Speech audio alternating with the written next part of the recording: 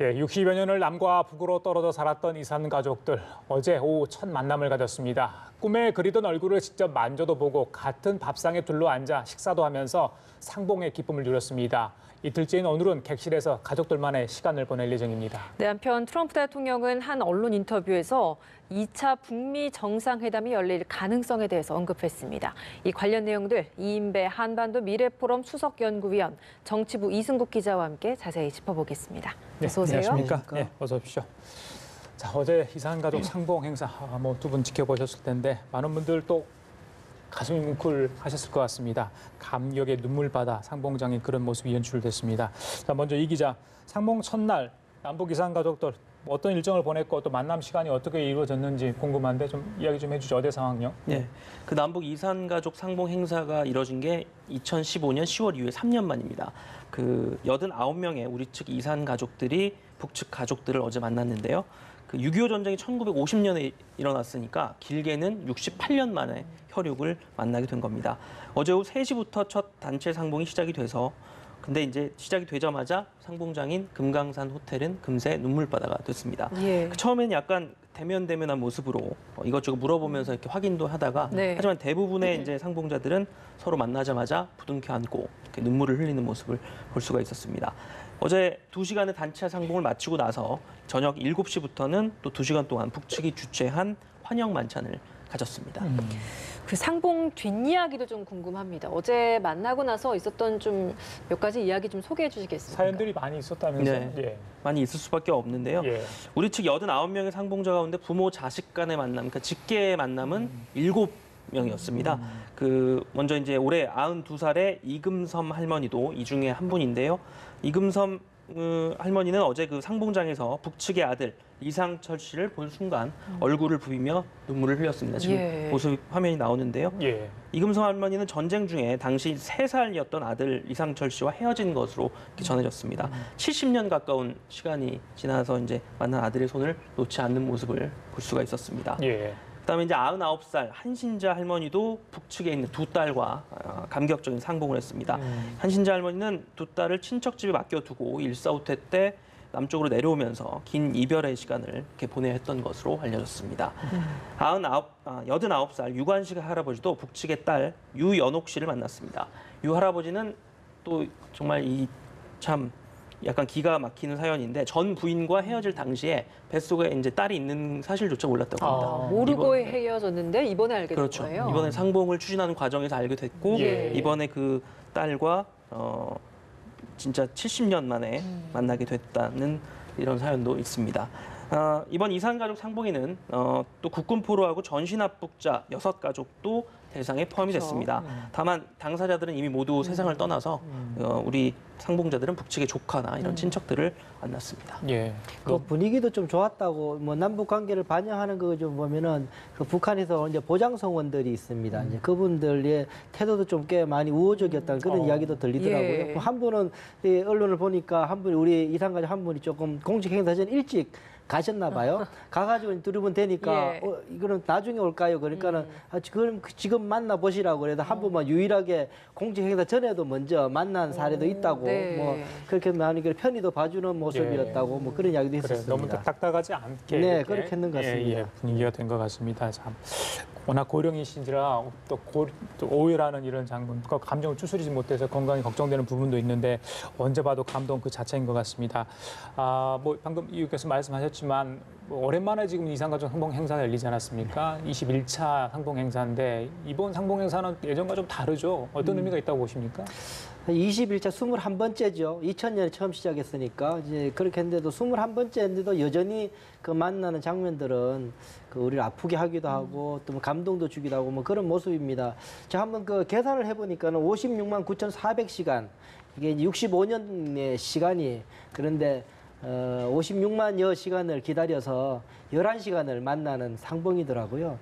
참 마음이 이게 11시간 이번에 기회를 많이 주어서 이게 만나는 시간이라 그런데 11시간이더라 그런 이야기가 참 사람 마음을 좋으면서 한편으로 되게 안타깝게 만드는 그런 것이기도 하고 또 한편으로는 이번에 한번 뵙게 되면은 또 두 번 만나기 어려운 다른 그렇죠. 분들이 또 5만여 분이 또 기다리고 계시기 때문에 만나기도 어렵고 또 연세들도 많으시고 또 후위를 기약할 수 없고 그런 것들 보면 참 안타까운 그런 마음이 있습니다. 또 하나는 이것이 이제 2000년대 남북 정상회담 김대중 대통령님 때 그때 정상회담 때 이제 합의가 되어서 시작된 이제 이산가족 상봉 행사인데 또 이번에도 이 판문점 공동 선언을 통해서 대통령께 다시 그 물꼬를 터서 2년 10개월 만에 하게 되는 그런 예. 행사입니다. 예.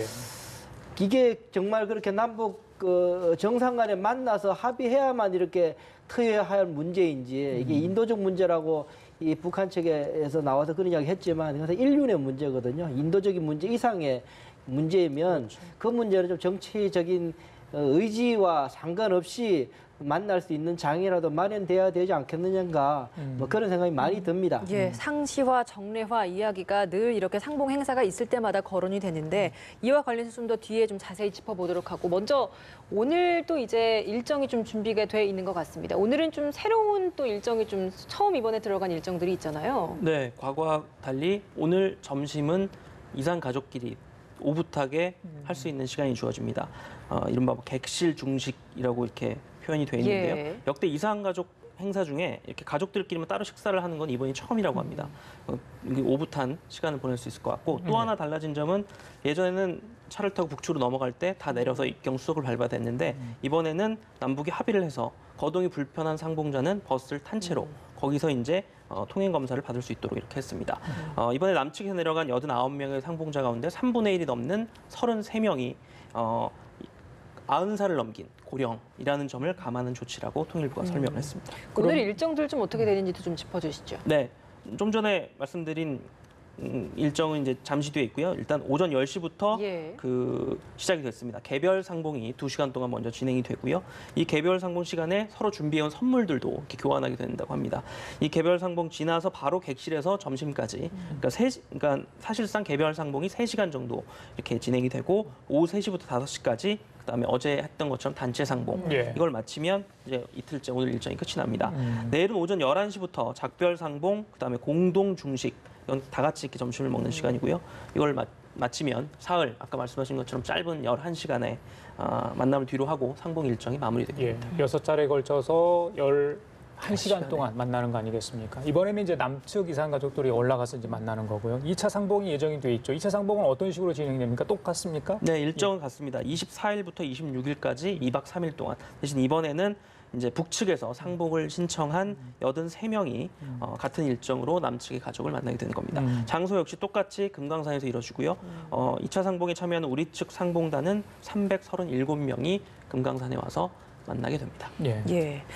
어제 행사를 보면서 느낀 점이 아까 말씀을 해주신 것처럼 일회성에 그치면 안 되고 이게 좀 더 상시화되고 정례화돼야 되지 않을까라는 생각이 많이 들었던 대목이었는데 어제 문 대통령도 이와 관련된 언급이 좀 있었습니다. 네, 그 이산가족 문제 나올 때마다 항상 나오는 말이 상봉 정례와 상시상봉 이런 말들인데요. 예. 지금 상봉 행사가 진행 중이지만 아직도 가족을 만나지 못하고 기다리고만 있는 가족이 5만 명이 넘습니다. 행사를 할 때마다 100명 정도밖에 안 되기 때문에 이분들한테는 정말 좁은 문일 수밖에 없는데요. 예. 특히 생존자 가운데 대부분이 고령이기 때문에 정말 시간이 많이 남지 않았다고 이렇게 볼 수가 있습니다. 어제 문재인 대통령이 그 정기적인 상봉 행사는 물론 전면적인 생사 확인, 그다음에 화상 상봉, 고향 방문 같은 상봉 확대 방안을 실행해야 한다고 강조를 했습니다. 그다음에 특히 남북 합의로 건설된 금강산 이산가족 면회소를 그 취지대로 상시 상봉회장으로 활용해야 한다고도 말했는데요. 좀 더 많은 이산가족들이 꿈에 그리는 혈육을 만날 수 있는 장이 좀 넓어졌으면 하는 바람이 있습니다. 예. 그 금강산 면허소 자체가 올 처음에 돼서 550억 정도가 들어가서 우리 협력 기금이 들어가서 지은 건물이거든요. 그렇게 예쁘게 지어진 건물, 그 지어진 이유가 뭐냐면은 마음 놓고 거기에서라도 만나는 게 북한 지역이지 않습니까? 예. 거기에서 가서라도 이제 만날 수 있게 상시적으로 서로가 연락만 닿으면 만나게 해주게 하자라고 해서 지어진 건물이었는데 전혀 그 활용을 못 하고 있는 그런 상황에서 어제 대통령께서 원래 합의한 대로 그 목적대로 금강산 면회소를 상시 면회소 역할을 좀 할 수 있게 하자 뭐 그런 이야기가 있었습니다. 저는 그저께 그런 생각을 했었습니다. 한국 사회에 꽤 많이 이야기가 됐던 단어 중에 하나가 뭐냐면 4차 산업혁명이라는 이야기가 있었지 않습니까? 4차 산업혁명의 기본이라는 게 뭐냐면은 시간과 장소를 떠나서 접촉의 기회가 자유롭게 이루어진다는 장벽을 없앤다는 게 4차 산업혁명의 핵심적인 기술의 혜택인데요. 저는 과학자가 아니라서 특별한 기술은 생각은 안 납니다만 그런 기술을 이용해서라도 뭐 쉽게 이야기하면 우리 쓰는 핸드폰이라도 이산 가족들한테 아니면 북쪽에다가 한 100대 정도 위성폰을 주고 우리 100대 정도 가지고 있으면서 모일 모시가 되면은 와서 화상 통화라도 같이 좀 하자. 그러면 될 거 아닙니까? 그때 되면 잼이라고 해서 이제 그걸 못 쓰게 하고 있다가 한 몇 시간만 북한 당국도 풀고 하면 서로 그냥 그 자리에서 서로가 전화 통화라도 하면서 화상 통화가 가능하니까 뭐 그건 우리 자본으로 우리 기술로 우리 이렇게 모바일 폰으로 줘서 뭐 몇백 대만 주면 되는 것 아닙니까? 그렇게 뭐 예전에 보면은 뭐 저 대기업은 잘못 만들라고 수만 대를 폐기도 시키고 그랬었지 않습니까? 그런 거 따지면 뭐 그렇게 해서 하더라도 하면 기술적으로 창조적으로 생각하면 훨씬 더 저 아픔을 덜어줄 수 있는 방법이 좀 있지 않겠느냐라는 생각을 좀 해보게 됩니다. 디지털 시대인데 너무 과거에 연연해 있고 좀 다른 방안을 좀 할 수 있지 않냐 이런 말씀이신 것 같아요. 화상상봉 얘기를 말씀하신 것 같아요. 그 상시와 정리화 되려면 뭐 북측이 뭐 그 이산가족의 어떤 가족들의 데이터가 좀 부족하다, 관리가 좀 이런 얘기도 있던데 상시와 정리화 되려면 뭐가 좀 필요하다. 물론 남북 관계가 좋아야 되겠죠. 어떤 게 좀 이루어졌나 보십니까? 지금 가장 중요한 거는 이제 이 북한은 이렇게 생존에 있고 가족들에 대한 그 파악이 가장 우선돼야 되는데 한번 이미 벌써 파악은 했었는데 제대로 다 파악이 안 돼 있다 그러고 이게 주소지나 그렇게 잘 파악이 안 돼서 어렵다는 이야기들이 내부에서 북한인데 아니 우리가 안 해주려는 것이 아니라 실제로 추적이 어려운 부분이 되게 많은 부분이 있다라는 이야기들 고충들을 좀 있었던 거로 저도 알고 있습니다. 이제 그 부분을 더 좀 협력해서 서로가 찾는 게 실체가 정확하게 좀 되는 것이 돼야 될 거고 그게 되면 그게 맞춰 서로가 이제 가장 낮은 단계 서신 교환부터 시작해서 하면 되지 않겠느냐. 지금 사실은 보면요. 우리가 이제 탈북민들이 계시지 않습니까? 탈북민들 이제 가족들이 이제 북한에 남아 있는 게 있고 그러면은 알게 모르게 통화도 하고 여러 가지 송금도 하고 하는 것도 잘 알려져 있지 않습니까? 북한 당국도 알고 있고요. 그런 상황 정도의 남북한 관계 속이라면 이산 가족이 편하게 만나는 것 자체가 북한 당국도 이게 뭐 체제에 불안을 만들거나 할 수준은 이미 그렇게 걱정할 수준은 넘은 것 아닌가라는 생각이 들어서 이제 정치적인 고려를 빼고 서로가 만날 수 있는 생각을 해도 이제는 괜찮지 않겠느냐 생각을 해보게 됩니다. 그 4.27 남북 정상회담 때는 판문점 선언을 통해서 남북 관계 개선 그 일환 중에 하나가 이번 이 이산가족 상봉 행사를 좀 주최하는 것이었고 그 이후에 이렇게 상봉이 주최된 이후에 또 3차 남북 정상회담이 있지 않겠습니까? 이번에 문 대통령이 이렇게 정례와 이런 상시화에 대한 언급이 있었기 때문에 정상회담에 나가서 거기에서 또 이제 북핵 관련된 이야기 이외에 남북 관계 이야기에 대한 추진이 있을 거기 때문에 이런 이산가족 상봉 정례와 좀 더 한 단계 더 발전된 정례와 이야기도 언급이 될 수 있을 거라 보시는지요? 분명히 가능성은 저는 높다고 봅니다. 그런데 협상 전략만 말씀드리면 제가 오해 안 하셔야 될 것이 이산가족 문제가 중요하지 않다는 것 아니고 제가 앞서 말씀드린 인륜의 문제이기 때문에 매우 절박한 문제인 건 사실입니다. 또 하나의 또 문제는 국가적 대사로 있는 거는 북한의 핵을 비핵화시키는 문제도 대단히 중요한 우리 남북관계 한반도의 평화 중요한 문제입니다. 그런데 이것이 대통령께서 가서 여러 가지 말씀을 하셔야 되겠지만 협상의 집중력을 높인다는 차원에서 봤을 경우에 그것을 너무 과도하게 부각시키기나 하게 되면은 이 비핵화에 대한 협상력을 떨어뜨리거나 좀 약화될 가능성이 좀 우려가 되는 부분이 있어서 그걸 어떻게 적당하게 균형을 잡을 것인가는 뭐 대통령께서 판단하시겠지만 그 부분은 사실 조금 우려가 돼서 너무 이산가족 문제를 거기다가 비중을 두는 거는 조금 걱정되는 부분이 있다는 말씀을 좀 드려야 되겠습니다. 이산가족 상봉 행사는 4.27 판문점 선언 합의 내용 중 하나였습니다. 또 다른 게 이 개성공단의 남북공동연락사무소 설치 문제였는데 이게 17일 날 아마 개소를 예정을 했었는데 좀 늦어진 것 같습니다. 여러 가지 문제가 있었는데 그중에 하나가 될 수도 있겠지만 대북 제재 관련해서 이 문제인데 과연 이게 대북 제재를 훼손하는 거냐 아니면 거냐 정부는 별 문제가 없다 하는 것 같고요. 하지만 미국도 뭐 다른 시각도 있는 것 같습니다. 우리 위원님 보시기엔 이 문제 저희들이 뭐 대수롭게 여기지 않아도 되는 건지 어떻게 보십니까? 우선 이제 거기 물리적으로 보면 이 전기가 들어가는 거나 기름이 들어가는 예, 예. 거나 이런 것들에 대해서는 분명히 그 유엔 제재와 미국의 독자 제재 이 두 가지에는 걸려 있는 건 사실입니다. 이 대북 제재는 두 개의 층으로 나눠져 있는데 하나의 층은 이제 유엔 결의를 통한 제재인데 이거는 중국과 러시아가 있기 때문에 최소한의 제재로 합의틀을 만들어 놓은 것이고 거기서 부족한 부분들은 미국이나 일본은 독자 제재의 틀 속에서 만들어 놨습니다. 그 2016년에 가장 그 포괄적이고 깊숙하게 돼 있는 게 미국의 2016년에 이란하고 같이 포괄적인 대북 제재 그 법안을 통과시켰거든요. 거기에는 웬만한 물자들은 유류부터 시작해서 웬만한 북한과의 교역들은 사전에 승인을 받거나 체크를 하게끔 다 있는 부분들이 예. 많습니다. 그러다 보니까 이제 미국으로서는 거기에 이제 제재에 위반될 가능성이 있어서 계속 그걸 들여다보고 있는 입장이고 예. 특히나 그것을 그 주무인 행정명령을 받은 주무부서인 그 재무부 같은 경우에는 그 외교부와 다르게 외무부와 다르게 외교적 관계로 이걸 푸는 정무적인 관계로 푸는 게 아니라 그냥 규정으로 풉니다. 예. 그 이야기는 뭐냐면 이거 규정이 어긋나는데 그러면 거기에 맞는 적용 절차에 따라서 그냥 그 제재 생션을 걸어버리거든요. 사실 유럽 같은 경우 50억 불을 물어서 이란 제재를 해제하면서 유럽 같은 경우 50억 불을 물었거든요. 50억 불이라도 물면서 안 그래서 망할 기업들이 있던 거죠. 미국의 제재라는 그 정도로 강력한 제재였기 때문에 그럴 수 있기 때문에 우리도 만약에 전력이나 에너지가 지원되면서 한전이나 여러 가지 뭐 제재가 만약에 그럴 가능성은 낮습니다만 혹시나 만에 하나 그렇다면 굉장히 어려운 부분이 있으니까 매우 긴밀하게 서로가 소통을 해야 되는 부분인 건 확실한 것 같습니다. 그러니까 미국의 설득이 좀 필요하다라는 그렇습니다. 이야기를 네. 했었고, 근데 최근에 좀 미국이 이와 관련된 발언을 했던 것이 남북 관계 진전은 비핵화 진전과 보조를 맞춰야 한다. 별개로 볼 수 없다. 네. 이런 발언을 그렇죠. 했거든요. 이 제재가 있는 이유가 그냥 미워서 제재하는 것이라 북한 핵 문제 해결을 위해서 제재가 부과된 거니까 그 틀에서 그 같이 연동되어 있는 거죠. 저는 국무부의 가장 핵심적인 그 입장이 뭐냐면은 대화가 제재를 대체할 수 없다. 라고 말한 이제 이거 ARF 때 이후에 나온 국무부 대변인 성명인데 가장 미국이 대변하고 있는 가장 정확한 저는 표현 아닌가 싶습니다. 네. 대화를 하더라도 제재를 넘어서거나 이 비핵화의 동력을 잃어버리는 것은 굉장히 어렵다라는 것이 미국의 입장으로 봐야 될 것 같습니다. 그래서 개성공단의 남북 공동사무소 연락사무소 설치에 대해서도 아직까지는 그닥 긍정적인 입장은 아닐 수밖에 없다라는 미국은 거기에 입장이신 대해서 거죠. 굉장히 지금 그 우려가 있는 건 사실입니다. 예, 알겠습니다. 알겠습니다. 그 트럼프 대통령이 로이터 통신과 인터뷰를 했습니다. 북한이 비핵화를 향한 구체적인 조치들을 취했다고 생각을 한다.